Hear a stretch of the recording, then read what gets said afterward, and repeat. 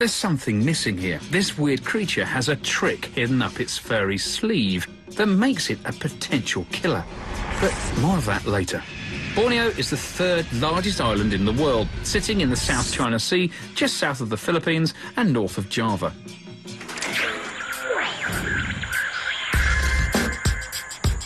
I'm headed for Danum Valley on the north side of the island.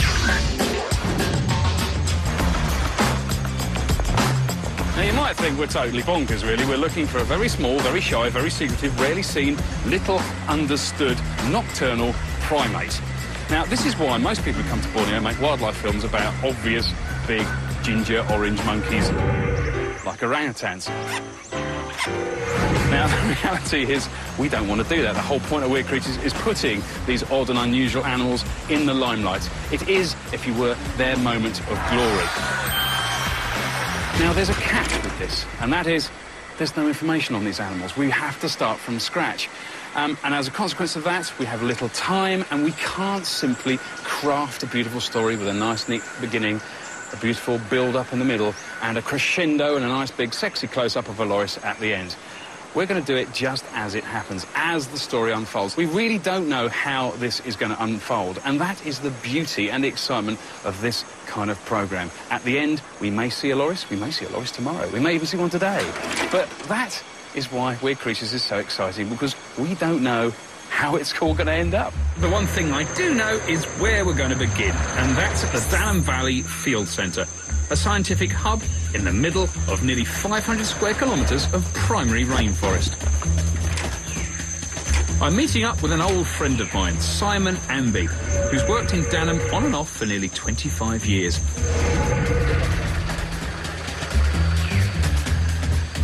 He's one of Borneo's most respected mammal experts, and he's got an intimate knowledge of the area, which could prove invaluable to me.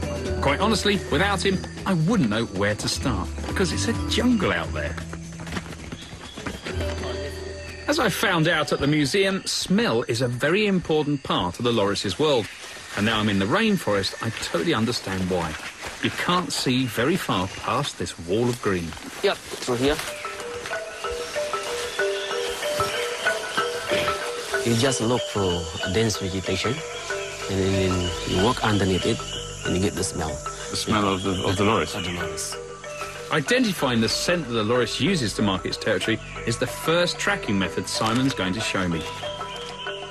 It's so still in the forest, there's no breeze at all. It feels like the air, you can actually sort of cut your hand through it. It feels like a solid thing. The smells just sort of hang around in clouds, and unless you manage to just break through a patch of it, it's very, keep moving around until you get a bit of eau de loris. Just drag the camera crew up this slippery bank and through the undergrowth. For what? So they can film a smell. And it is quite a strong one. There's definitely a different odour. Simon's pointed this out, and it smells like, well, it doesn't have really any kind of anything I can think of that's that Western. There's no point of reference. Quite sort of mulchy animal. It's sort of chemical, musty, like chemical meets animal. And our cameraman, Simon, has just come up with a good one, which is that it smells a little bit of new books. And I think that's probably the best summary so far, because you know that smell when you peel apart the pages, and it's that kind of, there's paper, there's organic stuff there, but it also has got the smell of the printing ink. It's a little bit like that. It's loris. It's a very peculiar smell. I'm losing it now because I'm getting wafts of the camera crew, because they've all got their own personal odours. Nice ones, don't get me wrong, nice smells. Perfumes and insect repellents and such. But it's a smell I won't forget, though. The loris, not the camera crew. By smelling trees like this, Simon knows that several lorises are in the area. This is about a half-hour drive out of the research centre. But the tricky thing about this quest is that lorises live high up in the rainforest canopy, roughly 40 metres up. So now the question is, how do we get to see one?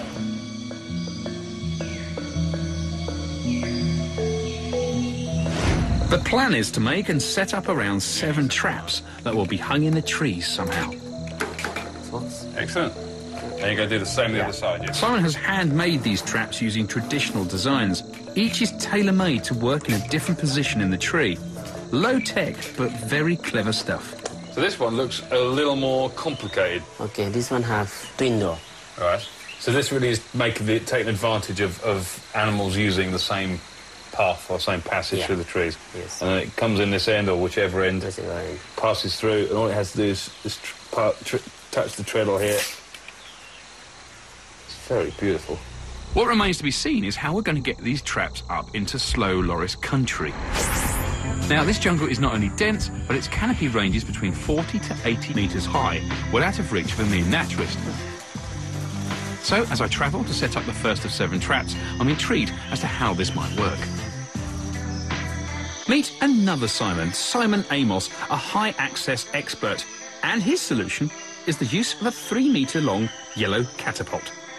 What we're looking at doing is getting a weight on a fishing line quite high up, above where we need the trap to be. We've got to go for those ones right up there. Yeah, it can be after this first branch.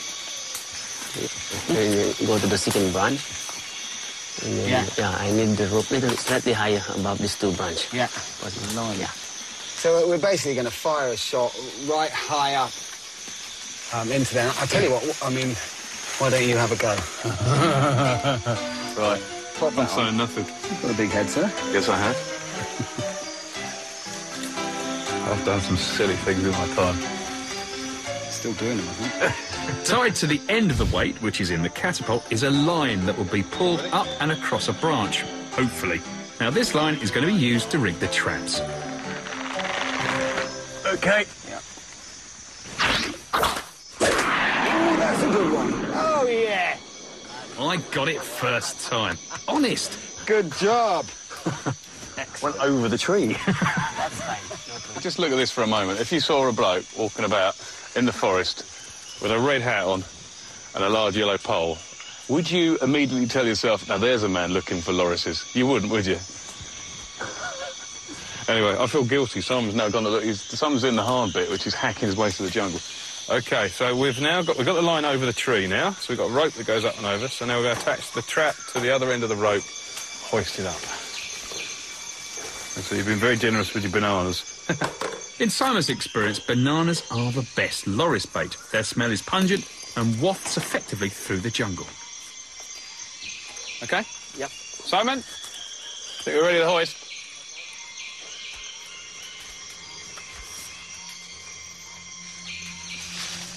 Oof. Sorry. That's all right. Should get the crash out on. Okay, that's it. Yeah. Yep. There you go, mate. Hour and a half, 1 trap set. The other 6 banana-laden traps went up, but in pitch black, so you'll have to trust me. It was too dark for the camera to film. So we have 7 traps strategically placed up in the canopy. Now all we have to do is wait for the lorises to wake up and help themselves to a banana. In the meantime, I'm going to lure in some other wildlife, but not with the trusty banana. Bugs. Bugs never let you down. So what we're going to do, this is our veranda here, so I'm going to put up a sheet, hang it up here. It'll all become very clear what I'm up to in a minute. Things with the tropics, it's incredibly diverse, and that is even more apparent in the insect world. Biodiversity, incidentally, is not a washing powder. It's literally the diversity of life. It's a perfect night, actually. The rain has stopped. Car battery. A nice black light. And we will now plug it in. I'm going to create what our insect-loving loris might consider a banquet. Bingo. But for me, it's a chance to show you some of the most extreme creepy crawlies on Earth. Well, already it's working. It's a little bit rough and ready, but so's the show. And you can see the principle already. We've got loads of little things, nothing to get really excited about. So now it's set up, I'm going to leave it up most of the evening, see what comes in. So I might keep coming back and investigating to see what's turned up. Or I can settle into my rocking chair and dream of lorises.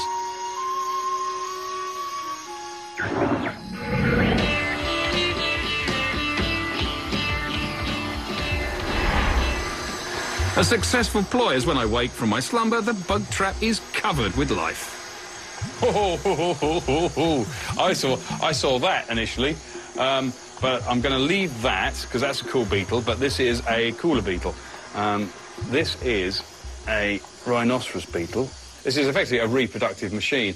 And what you've got there is I believe this is a male, and what they will do is use these projections and the horn on the head there. They'll use just like a pincer, and they will grapple with other males to outcompete them for the female of their choice. Because it's a little flighty, and it may not hang around for long. This boggle-eyed thing here is a cicada. Now, cicadas live underground for most of their life. Their nymph lives under the soil, and then when they've reached and done all their growing, they crawl up through the soil. They burst out of the soil, crawl up the trunk of a tree, and then their skin splits, and out of the skin emerges this google-eyed creature. And I guess the nearest thing, most of us know what greenfly are, or aphids, the things that attack your roses. Well, it's a member of that group of insects. I don't know what's upsetting him right now. This is normally they sing to attract a mate, or when they're threatened, but this guy's just going off anyway. Maybe he's going to self-destruct. He's making this noise by vibrating these organs on the side of his body called tympanums. And you can kind of think of these like, I guess, the lid of a custard tin. And if you were to squeeze your custard tin, you make the lid pop. Go boom, boom, boom, boom. And on a cicada, it will be doing that many hundreds of times a second. And then the hollow cavities, the air cavities and sacs within the thorax of this insect will act as amplifiers. In the same way as if you, I don't know, shouted into a bucket, your voice sounds louder. It's exactly the principle that a cicada uses.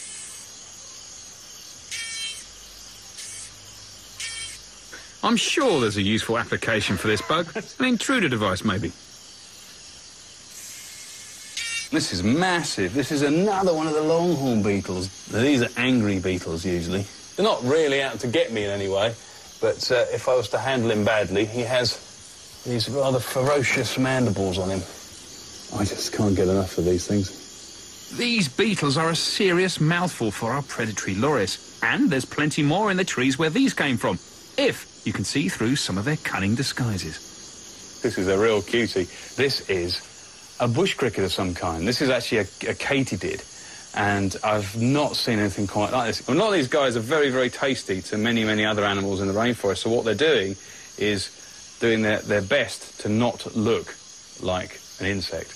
And this, OK, on my finger stands out, but in the forest would look just like a leaf or a bud or a seed. Now, you tell me what that's all about. Having found food, the loris has to decide if it's edible or not. This moth is doing its best to influence that decision. Now, what's worrying me, I'm a little uncomfortable with this moth, because I know there are some moths which have urticating hairs on them. That means they sting, basically, or they have an itchy element to them. When I disturb it by blowing gently on it, it does that. Now, if I was a bird, that would terrify me. As a great big lummoxing human, it bothers me enough to not want to grab the moth or move it in any way, just in case. I mean, just think, every single one of these individuals here, every single animal on this sheet has a life cycle, a purpose, a role to play in the grand operation of what is the rainforest. Yet we don't even begin to understand or even pretend to understand any of it. If you just turn on a lamp and sit there and ponder life in all its wonderful forms, it really does begin to blow your mind. Last night is a good sign, for lorises should be moving around the forest feasting on these insects, one of the staples of their diet. So Simon and I returned to check the traps, feeling optimistic. Perhaps a loris wanted a bit of banana for pudding. I don't know, there's a general feeling of positivity this morning among everybody. I think we're going to get lucky. Oh no, did I just say that? Nothing in trap 3, we're going to trap 4. Nothing in trap 4. Doesn't look like anything in there either. Those good feelings are slowly, slowly becoming less and less likely to come to fruition. See anything, Simon? Nothing. Still open. Nothing in there. Now, I've only got a week to find this weird creature, so we have to get the traps back up there as quickly as possible.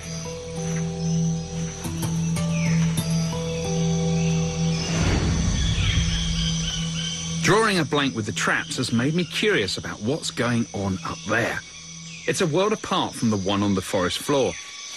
Many canopy animals have adapted to this high life by flying and jumping to take advantage of the wealth of vegetation and the abundance of life contained within the tops of the trees. But the loris is different. He neither leaps nor flies. Unlike its cousin, the tarsier, instead they wander silently through the canopy along a highway of vines and branches. Back at the museum, Ian Tattersall explains a surprising adaptation that allows the loris to be such a stealthy predator. There's a little structure, a network of blood vessels in the wrist and the ankle of these lorises that helps them to maintain a constant blood supply to the muscles that flex the hand. These guys are not only fruit eaters, but they're predators. It has been said that, in fact, this reti, this little network of small blood vessels, actually reduces the pulse that gets transmitted to the branch when they're moving along very slowly about to strike their prey. So it has another function too. Sort of a silencer. It's and basically increased plumbing, which just means that there's a super grippy hand. Mm-hmm. This is an unusual adaptation, but it's nothing compared to what's coming up later. That's a potential killer. Sorry, but you'll have to wait for that. Lumbering along the forest floor, I become obsessed with the idea of getting high into the canopy to see the loris's habitat with my own eyes. Oh. When you go to bed in the evening, after walking about in the tropics, you notice an incredible knot of muscles complaining in the back of your neck. And that's because all you do is walk about looking up all the time. All roads lead up into the canopy. It's where all the noises are coming from. It's kind of where our loris wants to be. I've got an opportunity to do something that I've always wanted to do, but don't quite know if I'm man enough to do. And that's access the top of the canopies using ropes and climbing gear. I've been looking at every tree I've passed going, ooh, could I do that? How high is that? 60 metres? Is it 50 metres? Is it 30 metres, 20 metres? I don't know. And I'm looking up all the time thinking, oh, that one looks friendly, because trees look Climbing friendly. a tree would mean conquering one of my biggest fears, and that's trusting everything to bits of rope and shiny bits of metal. But the voices in my head are becoming unbearable. I think I should see the birds, and I think, well, they do it, and they're looking down, and so I'm psyching myself up. There's only one way to shut them up, and that's to get up there. Now, I shouldn't have worried about chickening out, because once Chief Rope Rigger Simon gets his hands on me, then there's no turning back. That was nervous energy. Which one's mine? Which bit of string's mine? Royce's don't have to do this, isn't it? It's going to take us a little while. But slowly, just like a loris. Considering our kind was supposed to have evolved in the trees, and that's where we got our wonderfully useful opposable thumb from, we've kind of definitely lost touch with this environment, haven't we? In order to require all these gubbins, in order to effectively do what most of the creatures in the rainforest do without a rope or a carabiner. Onwards and upwards, quite literally. See, when David Attenborough did this, he sort of whizzed up. Weird. I'm so hot and sweaty. I'm exhausted. I need my bed.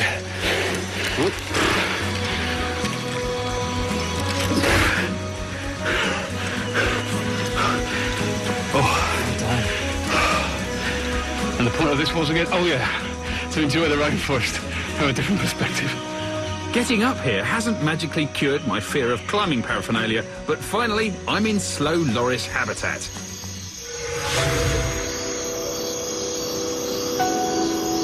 Oh, it's phenomenal. Let's her up.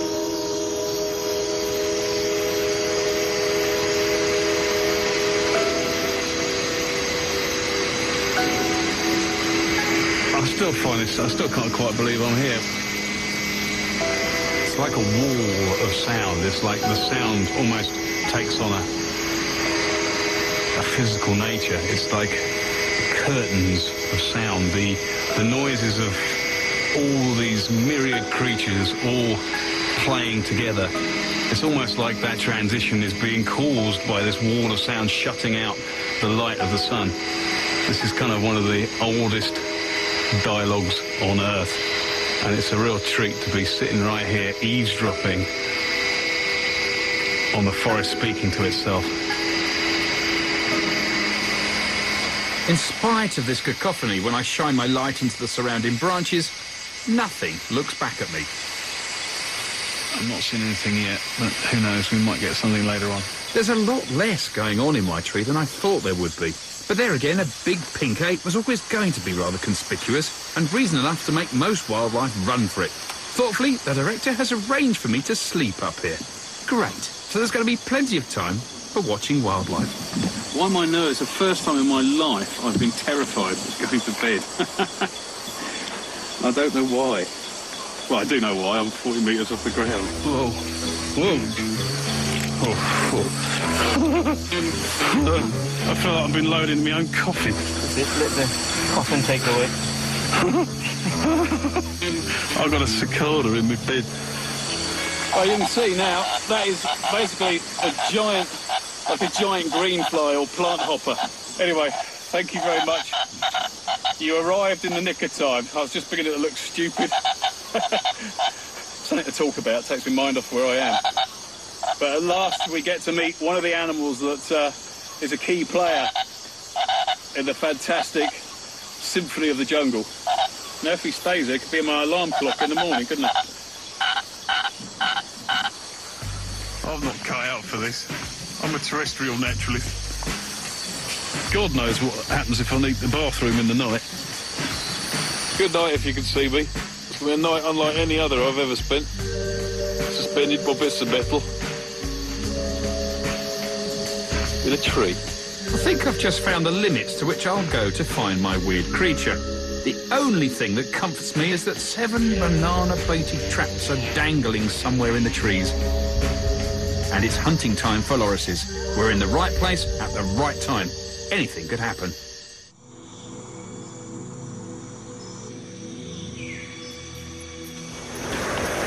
Whoa.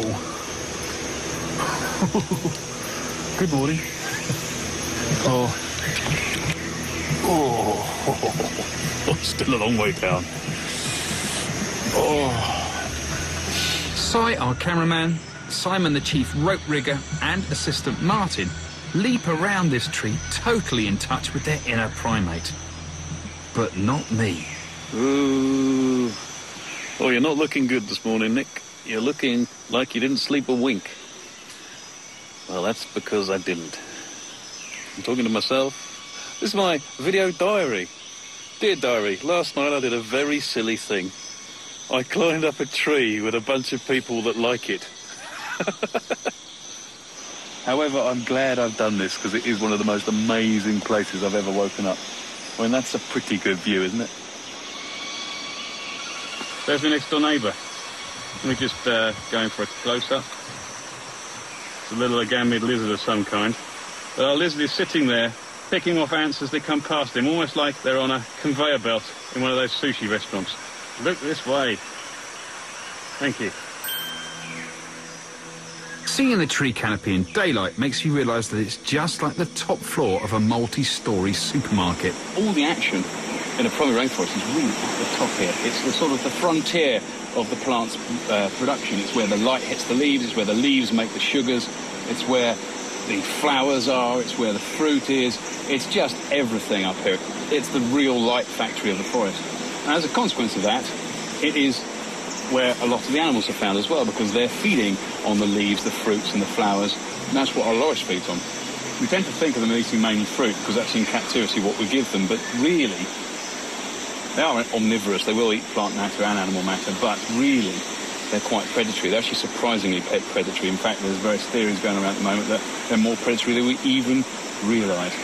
So you've got a whole community stacked up on top of these tree chunks, on these pedestals of wood.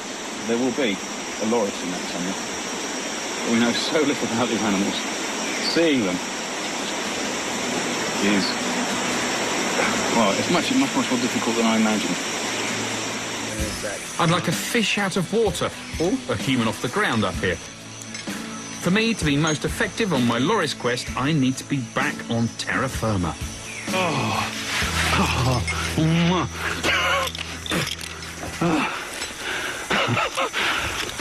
Fantastic, but doesn't suit me up there really. However, I had a cracking time. I feel like I've seen the rainforest from a totally different perspective. I feel like I know just a little bit more, but enough monkeying around on ropes. It's time to find some other primates. We're going to try and find the loris now.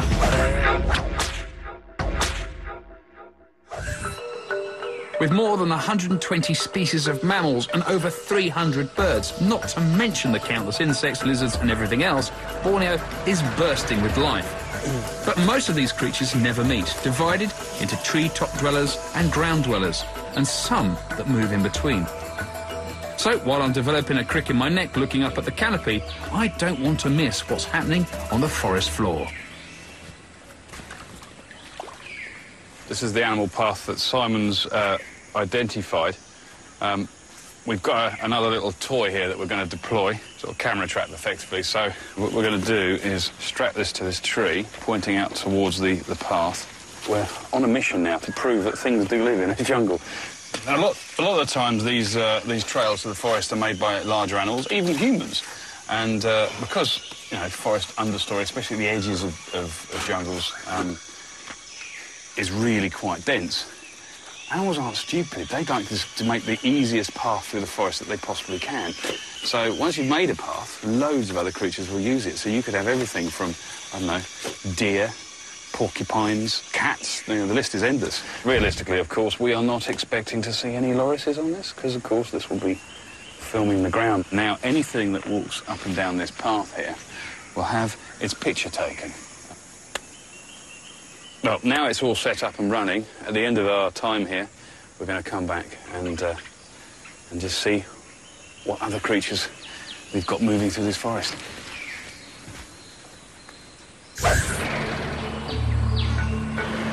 On our way to the daily trap check, I come across what most people think of when you say the word monkey. Finally, we see animals in the rainforest. One's still there. These are pigtailed macaques. There's two species here in the forest. There's the ones with the long tail, and there's one with the tiny curly tail. Loads of things are running through my head right now, which is, one, how different they are as primates to the loris. They couldn't be more different. They're different ends of the scale. Just straight away, the fact these are going and making a noise to keep the clan together. They're a very social animal. They hang out in extended family groups. These primates don't use scent in the same way as our loris, yet they're still primates. They still have that opposable thumb. They still have all the other characteristics of that group of mammals. Our loris is much more specialised. It's nocturnal, so of course it's got those big eyes. That's the first thing that really hits you when you do see a loris. You know, to me, it's like I get my head around the fact they're both primates, and they're both primates together. But there is one big difference between these primates and the loris. You've waited long enough, you want weird, then check this out. There's another slightly controversial thing about this animal, and that is the fact it is the only poisonous primate. It has a form of venom. Is this true? Well, that's right. Lorises also have a specialized gland on the inside of their elbows. This substance that the gland exudes happens to be toxic. Reports of how this toxin, if we want to call it that, affects people vary a lot. And I think some people are much more susceptible to it than others. But you certainly don't want to be bitten by one of these guys. It's been reported that when lorises are threatened, they will very often raise their arms above their head like this, which makes them look somewhat as if they're sort of cowering. But in fact, what it may do is to put these teeth close to the elbow where they can easily pick up some of the toxin to deliver to a potential attacker. So it's got poisonous elbows. I bet you never saw that coming. And it's this unique party trick that put the animal on my weird creatures list. I think we keep looking at this for inspiration. It's stuff lorises never look brilliant, do they? Yeah, no, he's not looking his best. So it's back to the daily trap checks in Borneo, and if we're successful, I could be looking at a real living, breathing, poisonous primate. Day 4, and the routine must be repeated. Bananas, trap, catapult, check traps, and repeat. It's hot, draining work, with no success so far. But I'm not complaining.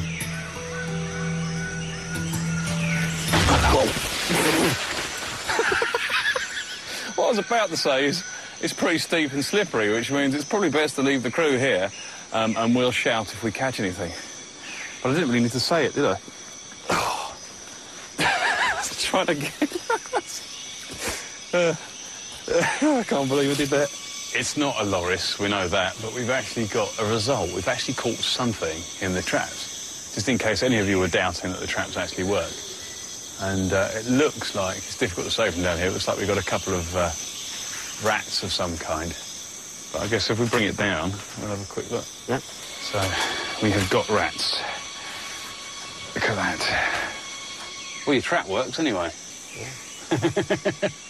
They're very beautiful rats, aren't they? They're not, they don't have that sort of sinister look of the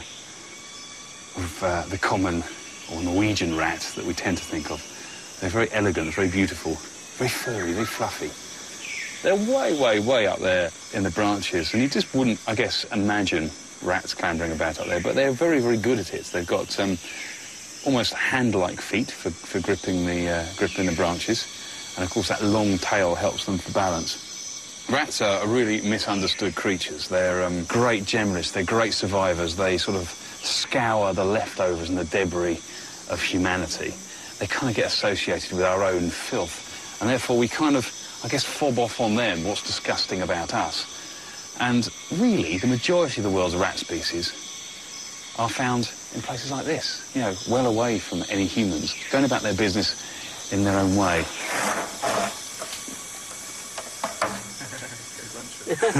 Comes complete with a banana. Go on then, off you go.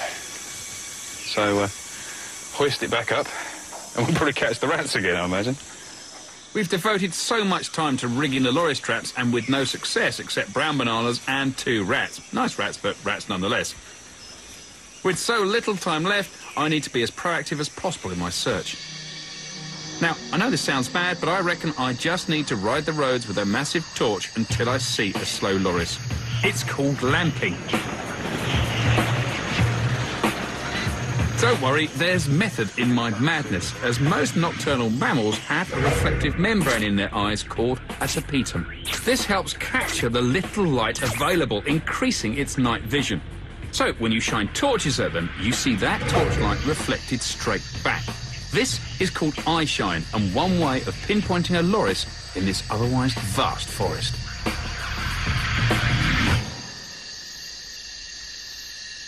I have to say, it's a lot harder than I thought. I thought we were going to see a lot more by now. There's not a lot to be seen in the trees, so as we're getting desperate, it's worth a look amongst the lower branches.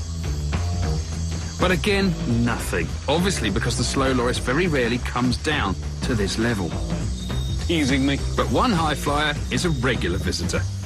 Wallace's flying frog. Now, this is my all-time favourite frog, and it's a beauty. We got the frog. Look. Look at that. Frogs don't come more perfect than this.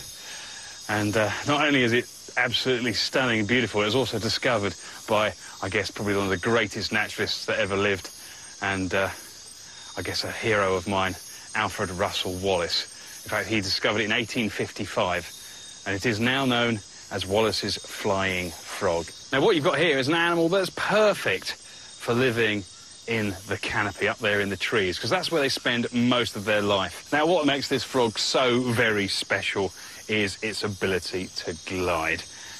Obviously, a lot of frogs have webbing between their toes. That's not a big deal in itself. But our frog here has particularly long toes, and the webbing is extensive. So each foot is a parachute in its own right. Look at that back foot there, like a big butterfly. So there's more gliding animals here than anywhere else on Earth. The question is, why? Well, no one really knows the answer to that. But there is a theory that, for some reason, Borneo's forests and the trees within are spaced just that little bit further apart making the ability to glide quite handy. If we can persuade him to jump, you might just get a little bit glidey. Even though Wallace's flying frog can't actually fly, it does glide up to 70 metres. Sometimes. I continue to beat my head against the tree looking for lorises because I know they're in this forest. Simon knows they're in the forest. We've got traps out. It's just a matter of time. The question is, will the time run out before we actually get to see the loris? I don't know, but at least we've got the frog.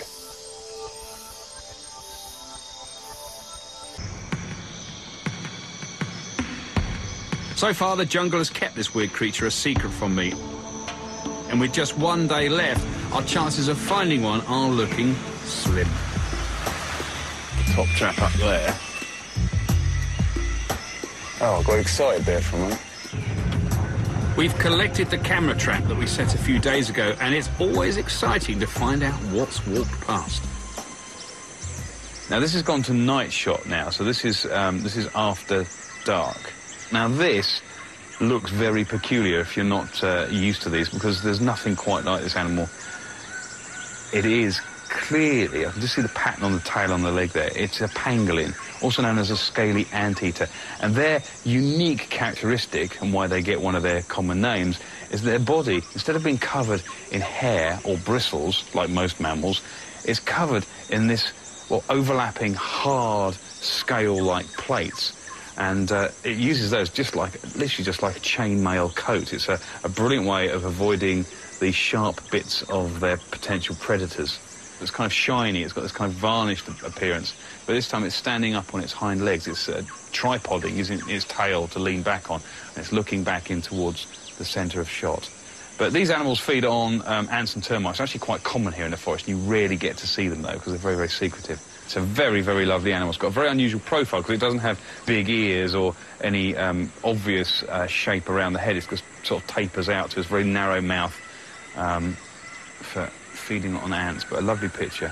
It looks like a leaping fish because the scales are wet as well.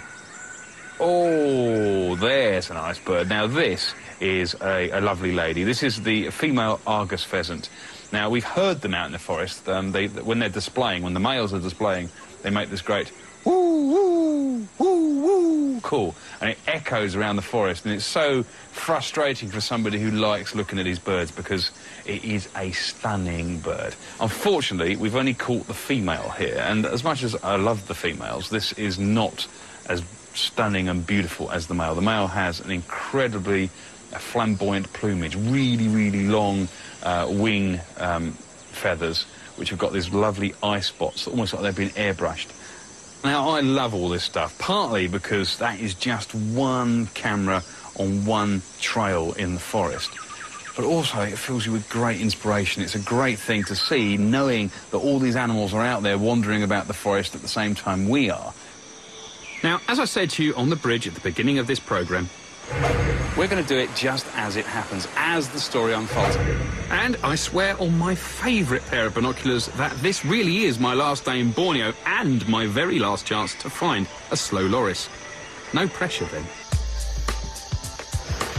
We're heading out with the lamps again, trying to spot that loris giveaway sign. I shine. Got a small-toothed palm civet. Oh, it's just false alarms. We so want to see a loris. It's our last night, and we've decided to go on a mega drive lamping. This vegetation is so dense that the loris has not only got to be on the surface of it somewhere, so it's got to be on the edge, it's also got to be looking outwards, and we've also got to be able to spot it, so we've got to be efficient with our lamp. So the odds of actually seeing anything that we drive past are really quite slim. It's a good night. It feels different. There's a lot of insects around. It's very warm still, actually quite dry, and not too misty either. It's actually quite a clear night. Whether this means anything for loris spotting, I don't know. For the last week, Simon has hardly said a word, but an excited squeal tells us that our long wait is over. That all-important eye shine has given away the whereabouts of this particular loris. And to say we're very pleased is an understatement. It's a loris. It is a loris. Oh, my God. Are you sure? Yeah. Look at that. I'll get the other lamp on it. Yeah. Oops. Oh, brilliant. Yes, mate. A good fight. Yeah! That's a relief, man. Just look at the way it's moving. Sort of step backwards and then sideways there as well. Wow, that's not a slow loris. That's quite a fast one. That's why somebody said. I think it's actually stripping bark as we speak. It's very difficult to say at this distance, because it could just as easily be scent marking, but looks like it's feeding on the sap or the bark. Just the way it moves is so peculiar. It's like mammal meets spider. Just the way it's kind of, its legs are, they're not really working together. They're just kind of, it can step sideways, it steps backwards, it can go anywhere, any direction. They do seem to spend a lot of time feeding on saps and gums, and they're well kitted out for this because they've got in their lower jaw forward and upward pointing set of incisors and canines as well. So that first part of the jaw is like a chisel. It's a peculiar little animal and it continues to tease. But do not be deceived. Look, that is not a slow loris. Talk about a badly named animal. Look at that. He's bowling along. What we've got up there is one of the world's top 25 most endangered primates. So it's even got the rarity factor. It's certainly got the gorgeous, fluffy, cutesy factor. Just doesn't fit into what you might imagine a primate to look like. You can actually see his opposable thumb as well in action, and the equivalent on his foot. And that's just a little clamp. It's perfect for gripping the branches and the twigs. You know, I'm not kidding you. This is not a fake or a setup. You can probably tell because it's a bit rough and ready, but, you know, it's midnight on our last night. I'm not as close as I'd like to be. The loris is easily 50 metres up. Now, that's like trying to see something smaller than a melon on top of a 20-storey building. Absurd. But this is the living, breathing version of that bundle of fur and bones I saw in the Natural History Museum in New York. But to see this, the living loris in the wild, in its natural environment, is a true thrill. But don't be deceived. This cuddly ball of fluff has poison up its sleeve and an attitude to match. And we've been rewarded with something I feel we all deserve. We have worked so hard for this.